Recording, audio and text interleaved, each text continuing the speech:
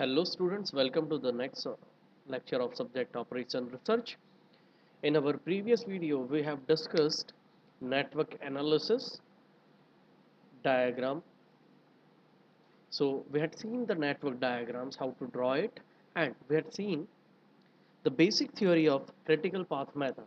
In our today's video, we will solve example based on critical path method. Before it, let us see few terminologies. So other important terminologies. First is types of floats. So there are three types of floats. First is free float or total float. So it is the difference between the start times और finish times.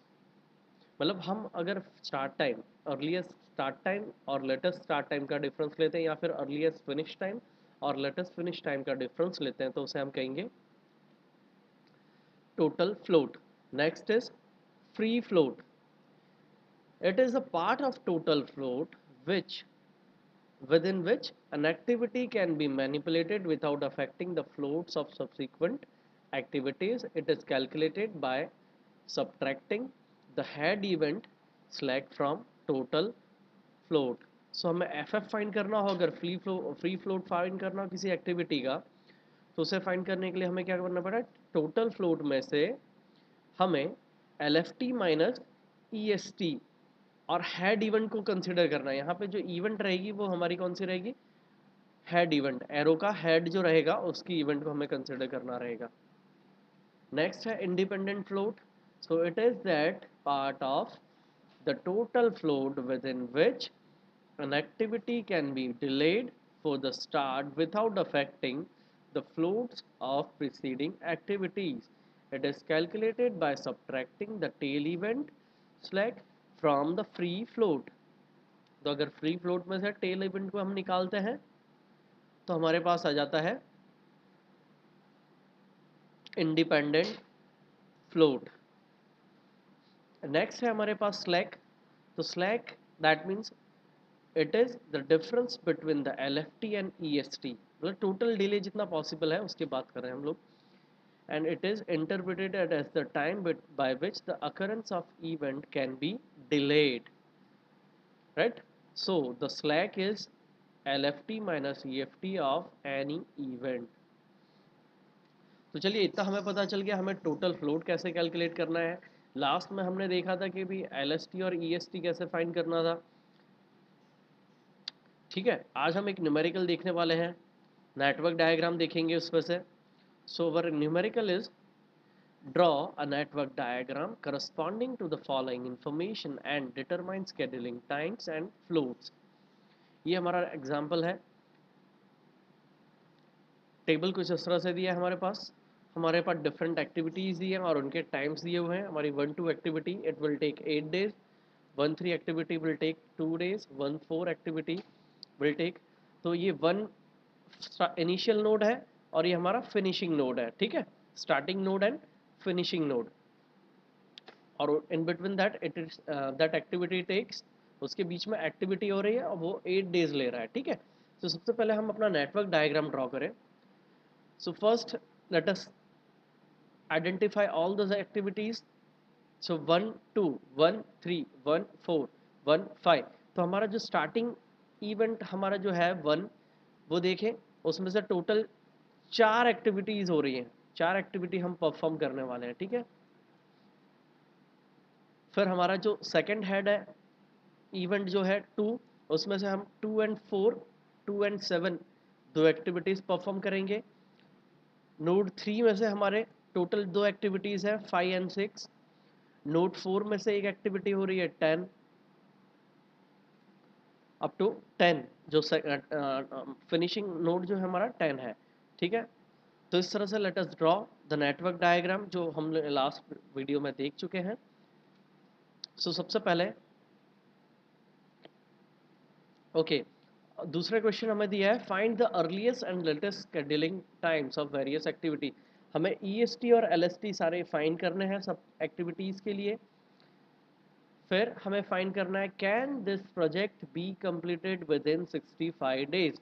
तो हमारे total number of days जो finishing time है, अगर 65 के below आ जाता है तो yes we can solve it in 65 days, right, we can complete our project in 65 days, otherwise it will take more than 65 days. Next question हमारे पास, what would be the effect on the project length of reducing the resources to be used for activity 810 by such an amount as would increase the time for this activity by 5 days. अच्छा, हम क्या कर रहे हैं, ये जो activity है उसके लिए 5 दिन बढ़ा देते हैं, ठीक है, तो हमें कितने दिन इंक्रीज हो जाएंगे वो कैलकुलेट करना है, ठीक है। तो अगर हमारा जो टोटल फ्लोट है उससे हम माइनस कर लेंगे तो हमें पता चल जाएगा कि कितने दिन में एक्टिविटी पूरी होने वाली है, ठीक है। नेक्स्ट है the HOD in which activity 6-8 is to be perform request that allowed to work over time, यहाँ पे ओवर टाइम करना है 6-8 के लिए, so that the activity can be completed in 6 days. Should a request be considered in the interest of project completion of the earlier date? How about a similar request for the manager of activity 2-7? अच्छा, दो activity हमारे पास 6-8 और, तो अगर 6-8 का अगर total float हमारा 6 से ज़्यादा आता है तो वहाँ पे कोई ज़रूरत ही नहीं, क्योंकि हमें 6 दिन 7 दिन से 6 दिन से कुछ ज़्यादा ही अपन को मिल रहा है टाइम, ठीक है। लेकिन अगर उससे कम आता है फ्लोट से, अगर फ्लोट हमारा 6 दिन से कम आता है तो यस डेफिनेटली हमें ओवर टाइम की ज़रूरत पड़ेगी। दूसरी चीज़, अगर कोई क्रिटिकल टाइम है हमारे पास, क्रिटिकल पाथ होगा तो हमें ओवर टाइम की ज़रूरत पड़ती है, क्योंकि क्रिटिकल पाथ में हमें बिल्कुल डिले की ज़रूरत नहीं रहती है, ठीक है। नेक्स्ट है, it has come to be known that are to be non availability of resources in time activity 3-5 would be first the project completion time and the second is the start of the successor activity by how much. अब 3-5 के लिए हमारे पास project completion time कैसा रहेगा और उसकी जो successor activity रहेगी वो कितना टाइम कंज्यूम करेगी वो हमें बताना है। ये सारी चीज़ें हमें नेटवर्क डायग्राम से पता चल जाती है। सबसे पहले हमें अर्लीस्ट टाइम और लेटेस्ट टाइम, ये जो दो टाइम है, ठीक है, वो कैसे कैलकुलेट कर रहा है, तो हमेशा याद रखना हमें अर्लीस्ट टाइम में फॉरवर्ड स्ट्रोक, फॉरवर्ड फॉलो करना है। एरो पे हम हमेशा फॉरवर्ड डायरेक्शन में मूव करेंगे, जबकि लेटेस्ट हमें कैलकुलेट करना रहेगा। लेटेस्ट टाइम के लिए हम क्या करेंगे, बैकवर्ड स्ट्रोक लेंगे, बैकवर्ड डायरेक्शन में मूव करेंगे। So let us draw it. हमारी फर्स्ट एक्टिविटी में से 4 नोड्स निकल रहे हैं। फर्स्ट से second it takes 8 days, first third it takes 2 days, first fourth it takes 6 days, and first and fifth it takes 12 days, ठीक है। तो यहाँ पे हमने सबसे पहले इनिशियल डायग्राम ड्रॉ कर लिया। एक्टिविटी 1 में से हमारे जो इनिशियल 4 डायग्राम निकलने रहे थे, 4 जो नोड्स निकल रहे हैं वो हमने ड्रॉ कर लिया, वहाँ पे टाइमिंग लिख दी है सबकी। अब नेक्स्ट एक्टिविटी 2 to 4 हो रही है, right, it takes 5 days। Next activity 3 to 5 हो रही है, वो कितने दिन ले रहा है, 3 days ले रहा है। नेक्स्ट एक्टिविटी है हमारे पास 2 to 6, वो हमारे पास 7 days, 2 to 7 है, सॉरी, वो हमारे 9 days कंज्यूम कर रहा है। 3 to 6 वो कंज्यूम कर रहा है 7 days। 4 to 10 वो कंज्यूम कर रहा है हमारा 4 days। 5 to 11 वो हमारा कंज्यूम कर रहा है 10 days। 6 to 7 उसमें हमारा कंज्यूम हो रहा है 2 days। 6 to 8 टाइम कंज्यूम हो रहा है 10 days। 7 to 10 उसमें हमारा टाइम कंज्यूम हो रहा है 12 days। 8 to 9 वो हमारा टाइम कंज्यूम कर रहा है 3 days। 9 to 12 इसका टाइम कंजम्पशन है हमारे पास 8 days। 8 to 10 अब ये जो एक्टिविटी है वो कंज्यूम कर रहा है, और 8 to 12 सॉरी 10 to 12 उसके हमारे अलग अलग टाइम कंजम्पशंस है 6 and 18। फिर हमारी एक्टिविटी 12 to 13 कंजम्पशन टाइम है 11 days का। 11 to 14 उसका कंजम्पशन टाइम है 4 डेज। 10 to 14 का कंजम्पशन डे है 9 एंड 13 to 14 का कंजम्पशन डे है हमारे पास 4।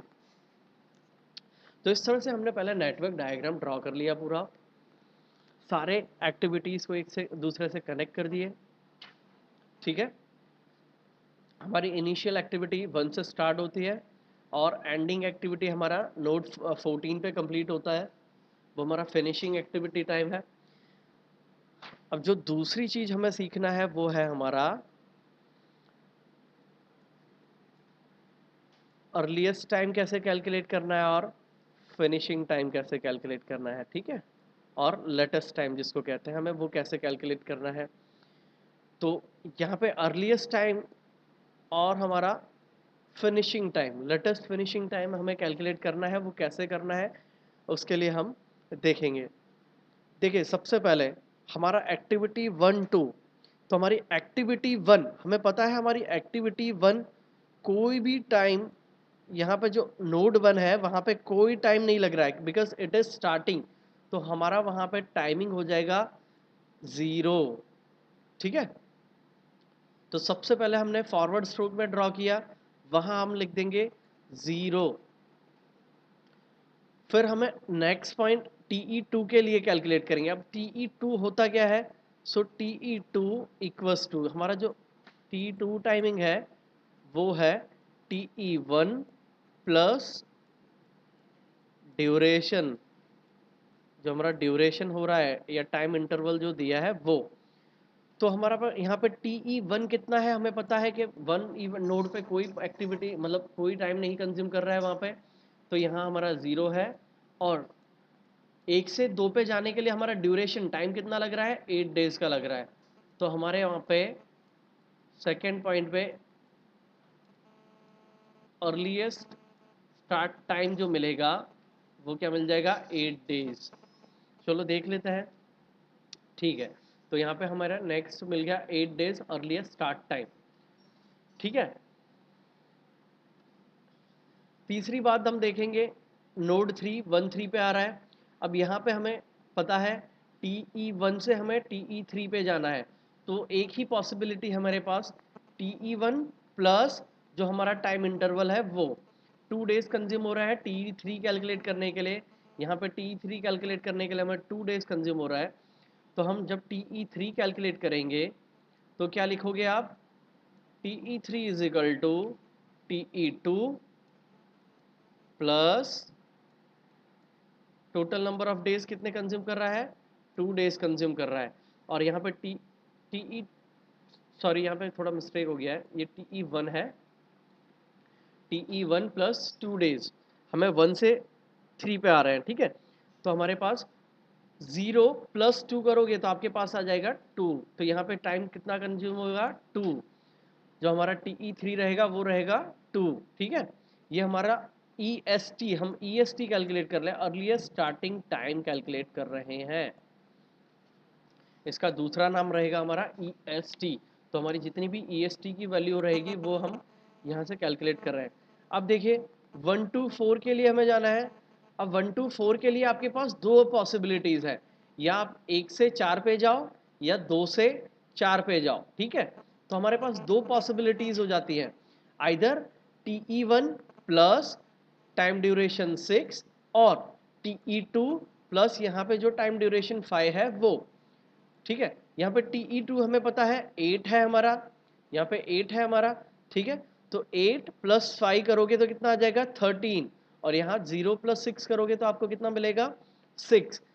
अब इनमें से कौन सा सिलेक्ट करें हम, तो जब हम TE कैलकुलेट करते हैं, अर्लीस्ट स्टार्ट टाइम कैलकुलेट करते हैं, तो हमेशा मैक्सिमम वैल्यू कैलकुलेट करनी पड़ती है। तो देखिए आप 8 प्लस 5 करते हो तो आपको मिलेगा 13, तो यहाँ पर हमारा EST मिलेगा या फिर TE4 जो मिलेगा वो मिलेगा 13। ठीक है,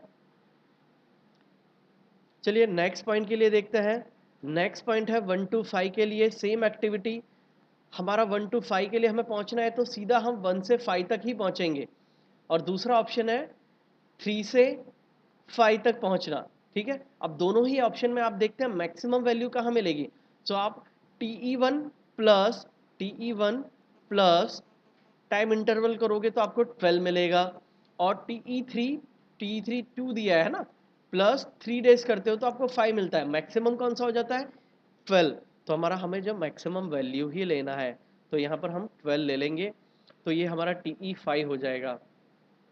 नेक्स्ट देखते हैं, TE7 कैलकुलेट किया है। TE7 के लिए हमारे पास एक ही पॉसिबिलिटी है, क्या करना है?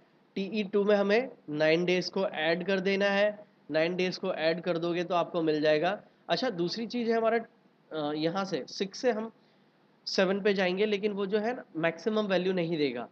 तो जब आप T6 कैलकुलेट करते हो, T6 आपको मिल जाता है T3 + 7। तो T3 आपके पास 2 है, +7 करोगे तो आपको 9 डेज मिलेगा यहाँ पे। ठीक है, अब इसमें से मैक्सिमम वैल्यू आपको 17 मिलेगी T7 के लिए।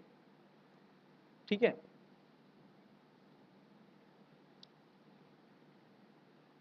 अब T8 देख लेते हैं। T8 के लिए आप क्या करोगे? तो आपने जो T6 किया था उसमें 10 डेज ऐड कर दिया। ठीक है, सो T6 आपने 9 कैलकुलेट किया था, उसमें 10 डेज ऐड करोगे तो आपको T8 मिल जाएगा, वो मिलेगा आपको 19। T10 कैलकुलेट करने के लिए आपके पास दो पॉसिबिलिटीज़ है, either you can add TE7 + 12 और TE8 + 6। जो भी हाईएस्ट वैल्यू होगी वो हमें लिख लेनी है। तो आप T7 + 12 करते हो तो हाईएस्ट 29 आपको मिल जाएगा। ठीक है, नेक्स्ट आपको कैलकुलेट करना है TE9 कैलकुलेट करने के लिए आपके पास एक ही 8 से 9 की तरफ जा रहे हैं हम। ठीक है, सो आप क्या करोगे? 19 + 3 करोगे तो आपको 22 मिल जाएगा। ठीक है, अब TE11 कैलकुलेट करना है। 11 आप कैसे कैलकुलेट करोगे? तो आपको पता है एक ही पॉसिबिलिटीज़ है, T5 + 10 करोगे तब आपको 5 से ही आप 11 पे जा सकते हो। ठीक है ना, ये जो नोट 5 है उससे ही आप 11 पे जा सकते हो। तो आपको क्या करना है, इसका जो TE है मतलब 12 की वैल्यू को आप ऐड कर देना है 10 में। 10 में ऐड करोगे तो आपको 22 मिल जाएगा। फिर आपको TE12 कैलकुलेट करना है। TE12 कैसे कैलकुलेट करोगे? तो दो पॉसिबिलिटीज़ हैं आपके पास, या TE9 में आप ऐड करते हो 8 को, या फिर TE10 में आप ऐड करते हो 18 को। तो TE8 आपका है 29 + 18, और दूसरी पॉसिबिलिटी 22 + 8। हाईएस्ट वैल्यू आपको T10 से मिलेगी, वो है 47, तो वो आप लिख लोगे। चलिए, सीधा सीधा जाना है 12 से 13 पे, 12 से 13 पे आपको डायरेक्टली जाना है। 47 + 11 डेज करोगे आप, 58 मिल जाएगा। T14 के लिए आपके पास काफ़ी पॉसिबिलिटीज़ है, आइदर 22 + 4 करोगे, या फिर 58 + 4 करोगे, या फिर 29 + 9 करोगे।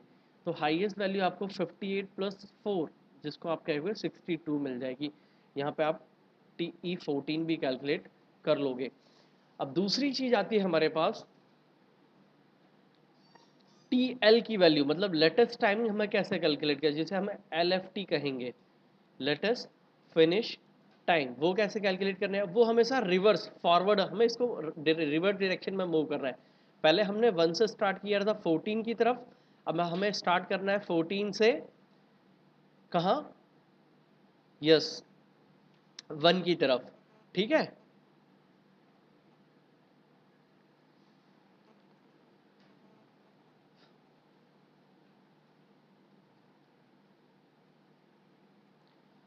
तो आप 14 से 1 की तरफ आओगे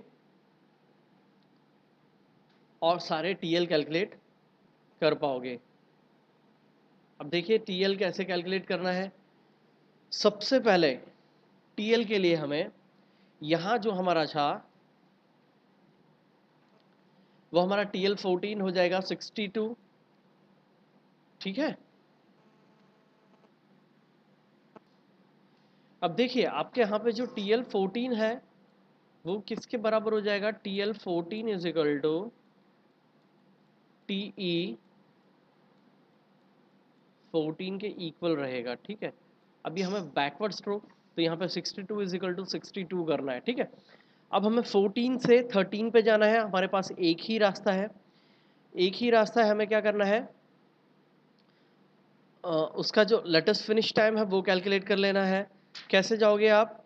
सो 14 आप 14 से 13 पे गए, ठीक है, तो यहाँ पे 13 पे आने के लिए आपको 62 माइनस 4 करना है, यहाँ पे नेगेटिव साइन यूज करेंगे हम, तो हो जाएगा आपका TL13 इज इक्वल टू 58, ठीक है। फिर आपको 11 माइनस करोगे तो आपको मिल जाएगा TL12, ठीक है। अब TL10 कैलकुलेट करने के पास आपके पास दो रास्ते हैं, दो रास्ते कौन कौन से हैं? तो पहला रास्ता है आपके पास 14 से 10 की तरफ जा रहे हो, या फिर 12 से कहाँ आ रहे हो, 14 की तरफ आ रहे हो, ठीक है। तो आप देखोगे यहाँ पे जो 47 है, 47 माइनस 18 करोगे तो आपको मिलेगा 29, और 62 माइनस 9 करोगे तो आपको कितना मिल जाएगा, 53। अब मिनिमम वैल्यू कौन सी है? हमने मैक्सिमम फॉरवर्ड स्ट्रोक में लिया था, फॉरवर्ड डायरेक्शन में जब मूव कर रहे थे तब हम मैक्सिमम ले रहे थे, यहाँ पे हमें मिनिमम वैल्यू रखनी है, तो हमारा जो TL10 आ जाएगा वो रहेगा minimum of to values. So TL12 minus 18 और TL14 माइनस 9, उसकी वैल्यू करोगे, उसमें से जो मिनिमम रहेगा, मिनिमम अमंग दैट, वो हमें TL की वैल्यू लेनी रहेगी। तो इस तरह से आप कैलकुलेट करोगे, सारी वैल्यूज़ आपको मिलती जाएंगी। अब यहाँ से 9 की तरफ आप आओगे, 9 की तरफ आते हो तो कितना हो जाएगा, 47 माइनस 8 आप करोगे 39 वैल्यू मिलेगी। अब यहाँ पे दो ब्रांच हो रही हैं, आइदर 39 माइनस 3 और 29 माइनस 6, तो आपको वैल्यू जो है मिनिमम लेनी है, आपको 23 मिल जाएगा। इस तरह से आप सॉल्व करते आओगे, सॉल्व करते आना है, और फाइनली आपको TL1 जो मिलेगा वो 0 हो जाएगा। तो याद आपको जो रखना है, आपका इनिशियल और लास्ट दोनों कैसे रहेंगे, सेम कॉमन रहेंगे। अब हमें आइडेंटिफाई करना है हमारा क्रिटिकल पाथ। हमारा क्रिटिकल पाथ ऐसी चीज है जहां पे हमारा EST और LFT की वैल्यू सेम हो जाती है, ठीक है। हमारा जो लेटेस्ट टाइम और जो हमारा अर्लीस्ट टाइम है उसकी वैल्यू हम सेम बता दें, तो पहला हम देखते हैं यहाँ पे नोड 1 पे सेम हो रही है, फिर नोड 2 पे, सो 1-2 एक्टिविटी हमारी क्रिटिकल एक्टिविटी हो जाएगी, उसको हमने पाथ 1-2 से डिक्टेट कर दिया। फिर आप आगे देखोगे तो और कोई 2-4 13-25 है, और कोई एक्टिविटी है नहीं, ठीक है। लेकिन 2-7 दोनों में सेम आ रहा है, वो आपकी नेक्स्ट एक्टिविटी, तो 2-7 हमारा क्रिटिकल पाथ हो जाएगा। अब यहाँ पे आपका जो फ्लोट रहेगा, टोटल फ्लोट, हमें पता है कि टोटल फ्लोट क्या होता है, वो हमेशा जीरो हो जाएगा यहाँ पे, ठीक है। यहाँ हमारा टोटल जो फ्लोट रहेगा वो जीरो हो जाएगा, ठीक है। फिर आप चेक करोगे 7-10 आपने 5 बना लिया, फिर आपको 10-12 आना पड़ेगा, वो आपका क्रिटिकल पाथ हो गया। 12-13 आपको जाना पड़ेगा, वो आपका क्रिटिकल पाथ हो गया, और 13-14 आपका एक क्रिटिकल पाथ हो जाएगा। तो यहाँ हमारा जो क्रिटिकल पाथ रहेगा वो कौन सा रहेगा, 1-2-7, यस 7-10, 10-12, 12-13 एंड 13-14। तो ये जो हमारा पाथ रहेगा 13-14, ये हमारा क्रिटिकल पाथ रहेगा। सो मैक्सिमम डेज हमारा कितना हो रहा है, 62 डेज हो रहे हैं, ठीक है। तो ये हमारी एक्टिविटीज़ है, हमने EST कैलकुलेट कर ली है, हमने EST यहाँ पर कैलकुलेट कर लिया सबके लिए, ठीक है।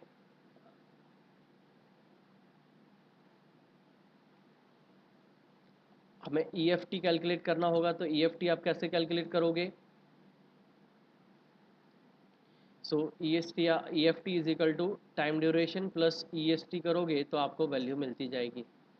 LFT कैलकुलेट कर लिया हमने, LFT हमारा जो LFT में से आप टी टाइम इंटरवल को माइनस करोगे तो आपको LST मिल जाएगा। और टोटल फ्लोट के लिए आपको क्या करना है, कोई भी LST माइनस EST करना है या फिर EST माइनस LST करना है, ठीक है, तो आपको वैल्यूज़ मिल जाएंगी।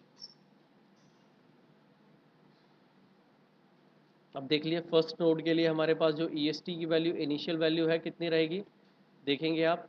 इनिशियल फर्स्ट नोड के लिए हमारे पास 0 है, तो यहाँ पे आपको देखो फर्स्ट नोड के लिए आपकी सारी वैल्यू 0 दी है। सेकेंड नोड के लिए आपका स्टार्टिंग टाइम क्या दिया है, 8। देखिए आप, सेकेंड नोड के लिए आपको टाइम दिया है 8, ठीक है। तो ये आपका EST है, उसमें नंबर ऑफ डेज ऐड करते जाओगे तो आपको EFT अर्लीस्ट फिनिश टाइम मिल जाएगा। फिर EST माइनस LST या फिर EFT माइनस LFT करोगे तो आपको टोटल फ्लोट मिल जाएगा।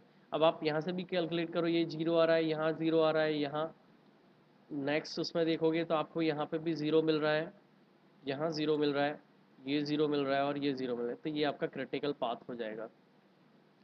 दूसरा क्वेश्चन था आपका कि activity 8 to 10 has total floats of 4 days. आप देख सकते हो यहाँ पे 8 to 10 आप चेक करोगे तो टोटल 4 डेज का फ्लोट है। यहाँ पे आपके 5 दिन बढ़ाने का कहा जा रहा है। So if you want reducing activity by such an active amount to increase the completion of an activity by 5 days, तो आपको क्या करना है, एक दिन के लिए प्रोजेक्ट और इंक्रीज करना पड़ेगा, है ना, क्योंकि हमारा जो फ्लोट है हमारे पास 4 दिन एक्स्ट्रा बचते हैं।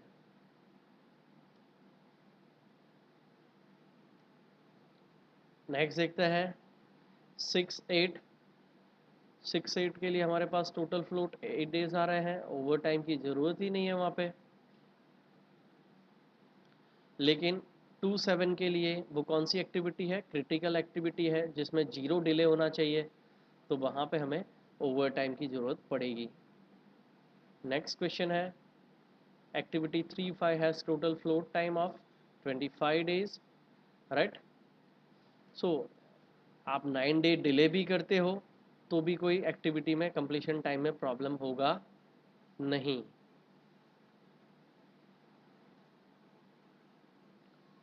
Thank you for watching.